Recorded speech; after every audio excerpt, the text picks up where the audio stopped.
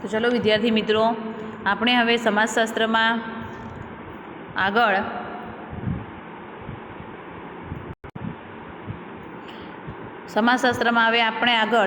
સામાજિક પરંપરાઓ અને કુપ્રથાઓ, જે અસમાન જાતિ પ્રમાણના લક્ષણો હતા એમાં આપણે સૌપ્રથમ લક્ષણ જોયું હતું પિતૃસત્તાક કુટુંબ વ્યવસ્થા, બીજું જોયું હતું કયું હતું લિંગભેદ, ત્રીજું હતું સ્ત્રી ભ્રૂણ હત્યા. હવે આગળ ચોથું છે સામાજિક પરંપરાઓ અને કુપ્રથાઓ.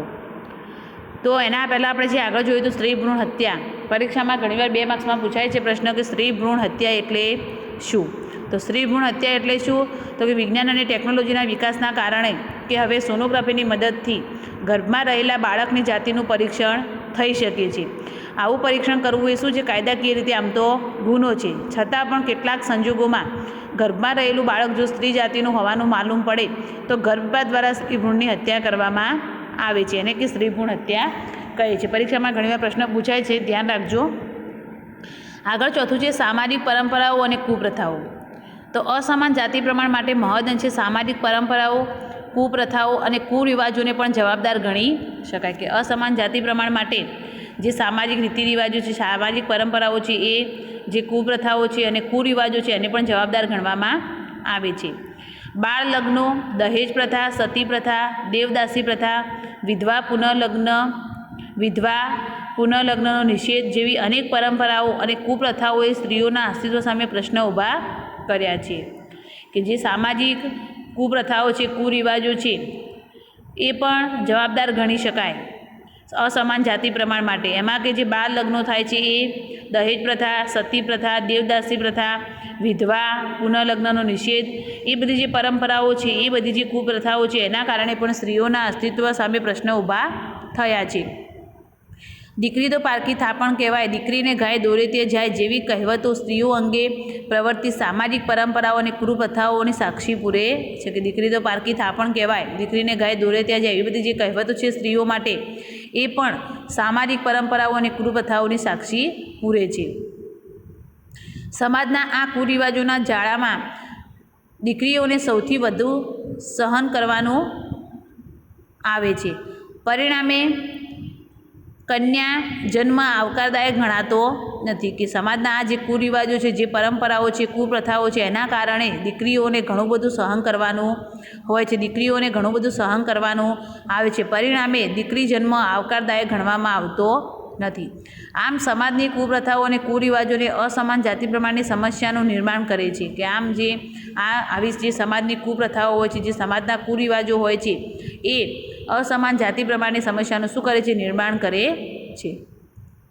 આગળ પાંચમું છે પરિવારની આર્થિક સ્થિતિ. પાંચમું શું છે, પરિવારની આર્થિક સ્થિતિ.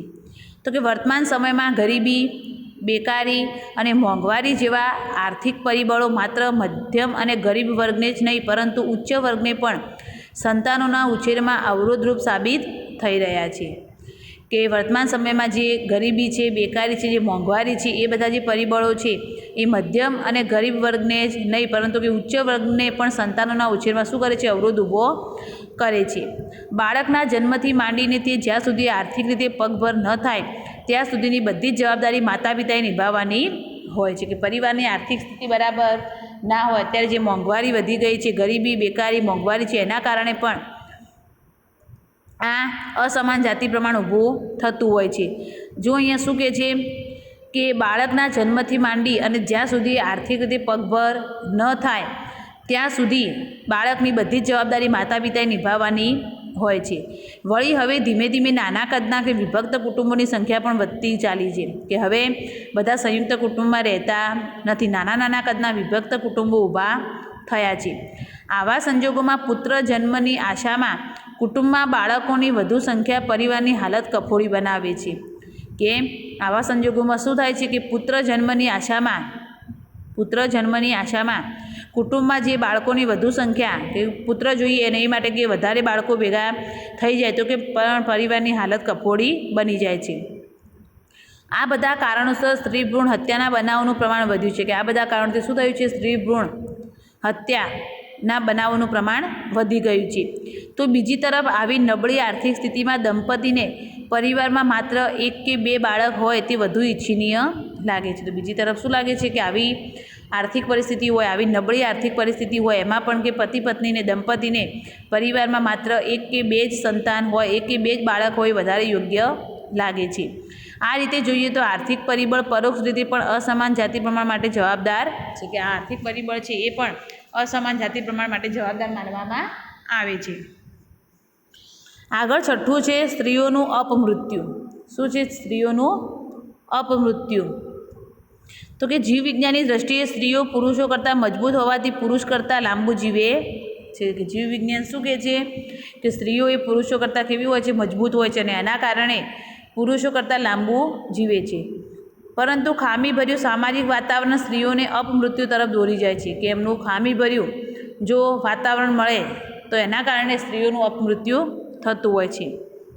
ભારતમાં સ્ત્રીઓનું અપમૃત્યુ પાછળ સૌથી મહત્ત્વનો જવાબદાર પરિબળ દહેજ પ્રથા છે, કે સ્ત્રીઓ જે મૃત્યુ પામે છે, અપમૃત્યુ કરે છે, પોતાની જાતે જ આપઘાત કરે છે, સુસાઇડ કરે છે, મૃત્યુ પામે છે, તો એના માટેનું સૌથી મહત્ત્વનું કોઈ પરિબળ હોય તો એ કયું છે?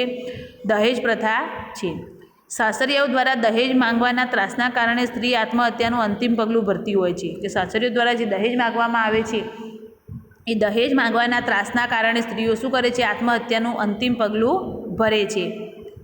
તો ઘણીવાર સાસરિયાઓ દ્વારા દહેજ માટે થઈને સ્ત્રીની હત્યા કરવામાં આવતી હોય છે, કે ઘણીવાર દહેજ માટે થઈ અને સ્ત્રીની હત્યા સાસરિયાવાળા કરતા હોય છે. ભારતમાં ઈસવીસન 2012માં 18,233 સ્ત્રીઓ આ દહેજ પ્રથાને કારણે મૃત્યુ પામી હોવાનું નોંધાયું હતું. કે 2012માં કે આ દહેજ પ્રથા જે છે, દહેજ પ્રથાના કારણે કે કેટલી 18,233 સ્ત્રીઓ દહેજ પ્રથાના કારણે કે મૃત્યુ પામી હોવાનું નોંધાયું હતું. આનો અર્થ એ થયો કે ભારતમાં દર 90 મિનિટે એક સ્ત્રી દહેજને કારણે મૃત્યુ પામે છે, કે આપણા ભારતમાં દર 90 મિનિટે એક સ્ત્રી દહેજના કારણે મૃત્યુ પામતી હોય છે એવું નોંધાયું છે. વળી છેલ્લા થોડા વર્ષોથી ઓનર કિલિંગને કારણે સ્ત્રીઓના મૃત્યુના બનાવોએ સૌથી વિશેષ ધ્યાન આકર્ષિત કર્યું છે. સ્ત્રી દ્વારા થયેલો કોઈ કાર્ય કે પ્રવૃત્તિના કારણે સમગ્ર પરિવારે પોતાનું ગૌરવ હરાવ્યું હોય કે શરમજનક સ્થિતિમાં મુકાવવું પડ્યું હોય તેવું અનુભવાય, અને પરિવારના સભ્યો દ્વારા તે સ્ત્રીની હત્યા કરવામાં આવે તેવી ઘટનાને ઓનર કિલિંગ કહેવામાં આવે છે. કે છેલ્લા થોડા વર્ષોથી શું થયું છે? ઓનર કિલિંગના કારણે પણ સ્ત્રીઓના મૃત્યુના બનાવોનું પ્રમાણ વધ્યું છે. આ ઓનર કિલિંગ એટલે શું? તો ઓનર કિલિંગ એટલે શું? તો કે સ્ત્રી દ્વારા થયેલા કોઈ કાર્ય કે પ્રવૃત્તિના કારણે, કે સ્ત્રી કોઈ કાર્ય કરે, કોઈ પ્રવૃત્તિ કરે, એના કારણે કે આખા પરિવારને પોતાનું ગૌરવ હરાવે, કે પોતાનું ગૌરવ ગયું, પોતાનું માન સન્માન ગયું, કે શરમજનક સ્થિતિમાં મુકાવવું પડ્યું હોય પરિવારને, એવું અનુભવે ત્યારે પરિવારના સભ્યો દ્વારા શું કરવામાં આવે? પરિવાર એ સ્ત્રીની હત્યા કરવામાં આવે ત્યારે એને શું કહેવાય? ઓનર કિલિંગ કહેવામાં આવે છે. કે સ્ત્રી દ્વારા કોઈ કામ કરે સ્ત્રી, અને પરિવારને એમ લાગે કે અમારું ગૌરવ હણાયું, અમારું માન સન્માન ગયું, અમને શરમજનક પરિસ્થિતિમાં મૂક્યા, ત્યારે પરિવારના સભ્યો દ્વારા સ્ત્રીની હત્યા કરવામાં આવે તો એને શું કહેવામાં આવે છે? ઓનર કિલિંગ કહેવામાં આવે છે. પરિવારની મરજી વિરુદ્ધ સ્ત્રીએ કરેલા લગ્ન, પ્રેમ સંબંધ કે બળાત્કાર જેવી ઘટનાઓને કારણે ઓનર કિલિંગના બનાવો પણ વધ્યા છે. કે શેના કારણે આ સ્ત્રીઓની હત્યા કરવામાં આવે છે? ઓનર કિલિંગ બનાવ વધ્યા છે. તો કે પરિવારની મરજી વિરુદ્ધ સ્ત્રી લગ્ન કરે ત્યારે, પ્રેમ સંબંધ હોય કોઈનાથી, કે બળાત્કાર જેવી ઘટનાઓ હોય એના કારણે કે આ ઓનર કિલિંગના બનાવો વધી ગયા છે. ભારતમાં પંજાબ, હરિયાણા, બિહાર, ઉત્તર પ્રદેશ, રાજસ્થાન, ઝારખંડ, હિમાચલ પ્રદેશ અને મધ્યપ્રદેશ જેવા રાજ્યોમાં ઓનર કિલિંગની ઘટનાઓ સવિશેષ જોવા મળે છે. કે આવી સ્ત્રીઓની હત્યા કરી નાખવી, ઓનર કિલિંગની ઘટનાઓ કયા કયા પ્રદેશોમાં વધારે જોવા મળે છે? તો પંજાબમાં, હરિયાણા, બિહાર, ઉત્તર પ્રદેશ, રાજસ્થાન, ઝારખંડ, હિમાચલ પ્રદેશ અને મધ્યપ્રદેશ, ત્યાં આગળ આવી બધી ઓનર કિલિંગની ઘટનાઓ વધારે જોવા મળતી હોય છે.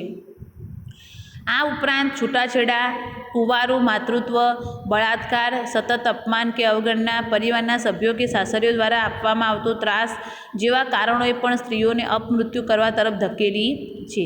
સ્ત્રીઓના અપમૃત્યુના આ બધા કિસ્સાઓ જાતિ પ્રમાણનું અસંતુલન સર્જવામાં વિધાયક બને છે. એ ઉપરાંત છૂટાછેડા થયા હોય, પછી બળાત્કાર, સતત અપમાન થતું હોય, અવગણના થતી હોય, પછી પરિવારના સભ્યો કે સાસરીઓ દ્વારા એમને ત્રાસ આપવામાં આવતો હોય, તો એ બધા કારણોથી પણ સ્ત્રીઓનું અપમૃત્યુ થાય છે. સ્ત્રીઓ પોતાની જાતે મૃત્યુ કરે છે, આપઘાત કરે છે, આપઘાત કરી અને જીવનનું અંતિમ પગલું ભરતી હોય છે. કે આ બધું પણ જાતિ પ્રમાણનું અસંતુલન સર્જવામાં નિર્ણાયક બને છે.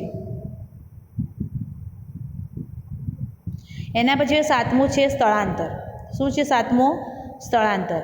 તો કે નોકરી, ધંધા, વ્યવસાય, શિક્ષણ કે એવા કોઈને કોઈ કારણોસર એક પ્રદેશમાંથી અન્ય પ્રદેશમાં થતું સ્થળાંતર જાતિ પ્રમાણમાં અસમાનતા સર્જવામાં મહત્ત્વની ભૂમિકા ભજવે છે. કે કોઈ નોકરી માટે, ધંધા માટે, વ્યવસાય માટે કે શિક્ષણ માટે કે કોઈને કોઈ કારણસર એક પ્રદેશમાંથી બીજા પ્રદેશમાં સ્થળાંતર કરવું એ પણ જાતિ પ્રમાણમાં અસમાનતા સર્જવામાં મહત્ત્વની ભૂમિકા ભજવે છે. વ્યક્તિ પોતાનો પ્રદેશ છોડી અન્ય પ્રદેશમાં જાય ત્યારે તેના પોતાના પ્રદેશની વસ્તી અને સ્થળાંતરિત તરીકે તે જ્યાં વસે છે તે પ્રદેશની વસ્તી એ બંનેમાં તફાવત સર્જાય છે. કે વ્યક્તિ પોતાનો પ્રદેશ છોડી અને બીજા પ્રદેશમાં જાય ત્યારે પોતાના પ્રદેશની વસ્તી અને જ્યાં આગળ જે સ્થળાંતરિત તરીકે જ્યાં વસે છે ત્યાંની વસ્તી એટલે કે જ્યાં પોતે રહેતો હતો ત્યાં અને હવે પોતે જ્યાં સ્થળાંતર કર્યું છે ત્યાંની વસ્તી એ બંનેમાં શું હોય છે? તફાવત હોય છે. આ તફાવત જે તે પ્રદેશના જાતિ પ્રમાણમાં અસંતુલન પેદા કરે છે અને આ જે તફાવત હોય છે એ પણ જાતિ પ્રમાણમાં અસંતુલન પેદા કરે છે. દાખલા તરીકે જુઓ અહીંયા છે કે ડૉક્ટર કૌશિક શુક્લના ભાવનગર પાસે અલંગ શિપ બ્રેકિંગ યાર્ડના શ્રમિકોના એક અભ્યાસમાં જોવા મળ્યું હતું કે યાર્ડના કુલ શ્રમિકોમાંથી મોટાભાગના શ્રમિકો પરપ્રાંતીય પુરુષો જ હતા. કે એમને એક જે કૌશિક શુક્લના ભાવનગરના પાસે એક અલંગ શિપ બ્રેકિંગ યાર્ડનો જે શ્રમિક હતો એમનો અભ્યાસ કર્યો અને એમાં જોવા મળ્યું કે એ જે શ્રમિકો હતા એમાં મોટાભાગના શ્રમિકો કેવા હતા? પરપ્રાંતીય પુરુષો હતા કે બીજા પ્રદેશોમાંથી આવેલા જ પુરુષો હતા. વળી આર્થિક વિકાસ સાધવા થતું સ્થળાંતર અસમાન જાતિ પ્રમાણની સમસ્યા સર્જે છે. કે આર્થિક વિકાસ, આર્થિક રીતે પગભર થવું, આર્થિક વિકાસ સાધવા માટે જે સ્થળાંતર કરવામાં આવે છે એ પણ અસમાન જાતિ પ્રમાણની સમસ્યાનું સર્જન કરે છે. ભારતીય સમાજમાં પરંપરાગત રીતે શ્રમ વિભાજન એવી રીતે થયું છે કે જેમાં પુરુષોએ આજીવિકા પ્રાપ્ત કરવાની અને સ્ત્રીઓએ ગૃહ સંચાલન, પ્રજનન અને બાળ ઉછેરનું કાર્ય કરવાનું. કે આપણા ભારતીય સમાજમાં પરંપરાગત રીતે શ્રમ વિભાજન એવી રીતે કરવામાં આવ્યું છે કે પુરુષોએ શું કરવાનું? આજીવિકા મેળવવા માટે મહેનત કરવાની, ગમે તે રીતે ઘરનું ભરણ પોષણ કરવાનું, આજીવિકા પ્રાપ્ત કરવાની અને સ્ત્રીઓએ શું કામ કરવાનું? ગૃહ સંચાલન કરવાનું, પ્રજનન અને બાળ ઉછેરનું કાર્ય કરવાનું. સામાન્ય રીતે આજીવિકા મેળવવા પુરુષ એક સ્થળેથી બીજે સ્થળે આસાનીથી જઈ શકે છે જ્યારે સ્ત્રી માટે બંધન કરતા છે. કે સામાન્ય રીતે પુરુષે આજીવિકા મેળવવા માટે, નોકરી, ધંધો, વ્યવસાય કરવા માટે એ એક સ્થળેથી બીજી સ્થળે ગમે તે જગ્યાએ જઈ શકે છે જ્યારે સ્ત્રીઓ માટે થોડું બંધન કરતા છે. ભારતમાં અનેક ખેત મજૂરો એક રાજ્યમાંથી બીજા રાજ્યમાં સ્થળાંતર કરે છે. વેપાર, ઉદ્યોગ જ્યાં વધુ છે ત્યાં આજીવિકા માટે સ્થળાંતરની સંખ્યા વધુ છે. કે ભારતમાં દરેક ખેત મજૂરો હોય કે દરેક વ્યક્તિ હોય શું કરે? એક રાજ્યમાંથી બીજા રાજ્યમાં સ્થળાંતર કરે છે. કે જ્યાં આગળ વેપાર, ઉદ્યોગ, ધંધા વધુ હોય છે, કે જ્યાં આગળ આજીવિકાની તકો વધુ મળતી હોય, રોજગારી વધુ મળતી હોય ત્યાં આગળ એ શું સ્થળાંતર કરે છે? કામ કરવા માટે જાય છે. આમ એક રાજ્યમાંથી બીજા રાજ્યમાં કે પરદેશમાં પુરુષોનું સ્થળાંતર વધુ હોય છે. કે એક રાજ્યમાંથી બીજા રાજ્યમાં, બીજા પ્રદેશમાં સ્ત્રીઓ કરતાં પુરુષોનું પ્રમાણ કેવું હોય છે? સ્થળાંતર કરવામાં વધુ હોય છે. સ્થળાંતરની આ ઢબમાં સ્ત્રીઓએ પોતાના વતનમાં જ રહેવું પડે છે. આના લીધે રાજ્યવાર લિંગ પ્રમાણ જુદું જોવા મળે છે. કે સ્થળાંતર પુરુષો વધારે કરે છે, સ્ત્રીઓ સ્થળાંતર કરતી નથી. અને સ્થળાંતરની આ ઢબમાં સ્ત્રીઓએ તો પોતાના વતનમાં જ રહેવું પડે છે. પુરુષો સ્થળાંતર કરે છે, એક રાજ્યમાંથી બીજા રાજ્યમાં, એક પ્રદેશમાંથી બીજા પ્રદેશમાં જઈ શકે છે. અને એના કારણે રાજ્યવાર લિંગ પ્રમાણ કેવું મળે છે? જુદું જુદું મળે છે, જેને આપણે અસમાન જાતિ પ્રમાણ કહીએ છીએ. તો આપણે અહીં શું જોયું? અસમાન જાતિ પ્રમાણના કારણોની ચર્ચા કરી છે. કે અસમાન જાતિ પ્રમાણ માટે કયા કયા કારણો છે? તો આપણે સૌપ્રથમ અસમાન જાતિ પ્રમાણ માટે કયું કારણ જોયું હતું? પહેલું તો પિતૃસત્તા કુટુંબ વ્યવસ્થા, એના કારણે પણ અસમાન જાતિ પ્રમાણની સમસ્યા ઊભી થાય છે. બીજું હતું લિંગભેદ. ત્રીજું હતું સ્ત્રી ભ્રૂણ હત્યા. ચોથું હતું સામાજિક પરંપરાઓ અને કુપ્રથાઓ. પાંચમું હતું પરિવારની આર્થિક સ્થિતિ. છઠ્ઠું હતું સ્ત્રીઓમાં અપમૃત્યુ. અને સાતમું શું હતું? સ્થળાંતર. આ 7 મુદ્દાઓના કારણે શું થાય છે? અસમાન જાતિ પ્રમાણના કારણો ઊભા થતા હોય છે. હવે આપણે નેક્સ્ટ લેક્ચરમાં અસમાન જાતિ પ્રમાણની સમસ્યાની વિપરીત અસરો, કે એની વિપરીત અસર શું થાય છે? આ અસમાન જાતિ પ્રમાણની સમસ્યા છે એની વિપરીત અસરો શું થાય છે? વિપરીત અસરો વિશે આપણે નેક્સ્ટ લેક્ચરમાં અભ્યાસ કરીશું.